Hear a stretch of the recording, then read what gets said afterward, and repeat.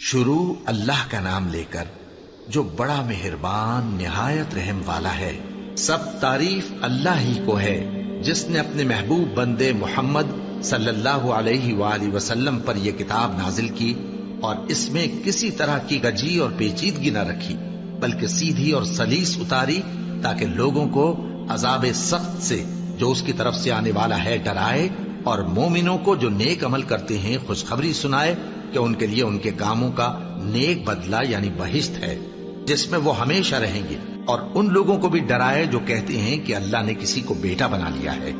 ان کو اس بات کا کچھ بھی علم نہیں اور نہ ان کے باپ دادا ہی کو تھا۔ یہ بڑی سخت بات ہے جو ان کے منہ سے نکلتی ہے، اور کچھ شک نہیں کہ یہ جو کچھ کہتے ہیں محض جھوٹ ہے۔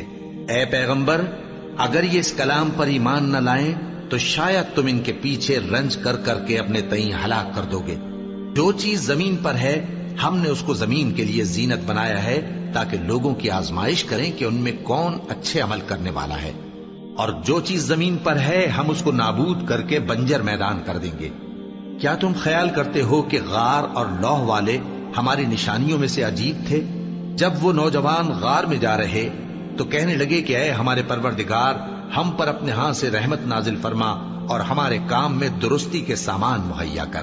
تو ہم نے غار میں کئی سال تک ان کے کانوں پر نیند کا پردہ ڈالے رکھا، یعنی ان کو سلائے رکھا، پھر ان کو جگا اٹھایا تاکہ معلوم کریں کہ جتنی مدت وہ غار میں رہے دونوں جماعتوں میں سے اس کی مقدار کس کو خوب یاد ہے۔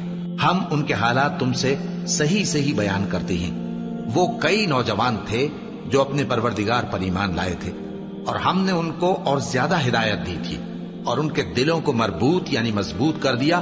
جب وہ اٹھ کھڑے ہوئے تو کہنے لگے کہ ہمارا پروردگار آسمانوں اور زمین کا مالک ہے، ہم اس کے سوا کسی کو معبود سمجھ کر نہ پکاریں گے۔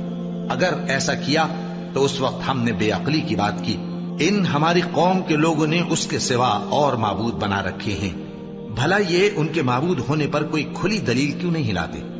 تو اس سے زیادہ کون ظالم ہے جو اللہ پر جھوٹ باندھے؟ اور جب تم نے ان مشرکوں سے اور جن کی یہ اللہ کے سوا عبادت کرتے ہیں ان سے کنارہ کر لیا ہے تو غار میں چل رہو، تمہارا پروردگار تمہارے لیے اپنی رحمت وسیع کر دے گا اور تمہارے کاموں میں آسانی کے سامان مہیا کرے گا۔ اور جب سورج نکلے تو تم دیکھو کہ دھوپ ان کے غار سے داہنی طرف سمٹ جائے، اور جب غروب ہو تو ان سے بائیں طرف کترا جائے، اور وہ اس غار کے کشادہ حصے میں تھے۔ یہ اللہ کی نشانیوں میں سے ہیں، جس کو اللہ ہدایت دے وہ ہدایت یاب ہے، اور جس کو گمراہ رہنے دے تو تم اس کے لیے کوئی دوست راہ بتانے والا نہ پاؤ گے۔ اور تم ان کے متعلق خیال کرو کہ وہ جاگ رہے ہیں حالانکہ وہ سوتے ہیں، اور ہم ان کو دائیں اور بائیں کروٹ بدلاتے تھے، اور ان کا کتا چوکھٹ پر دونوں ہاتھ پھیلائے ہوئے تھا۔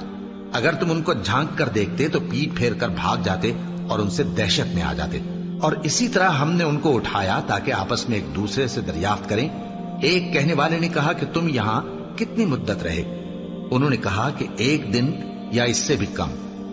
انہوں نے کہا کہ جتنی مدت تم رہے ہو تمہارا پروردگار ہی اس کو خوب جانتا ہے۔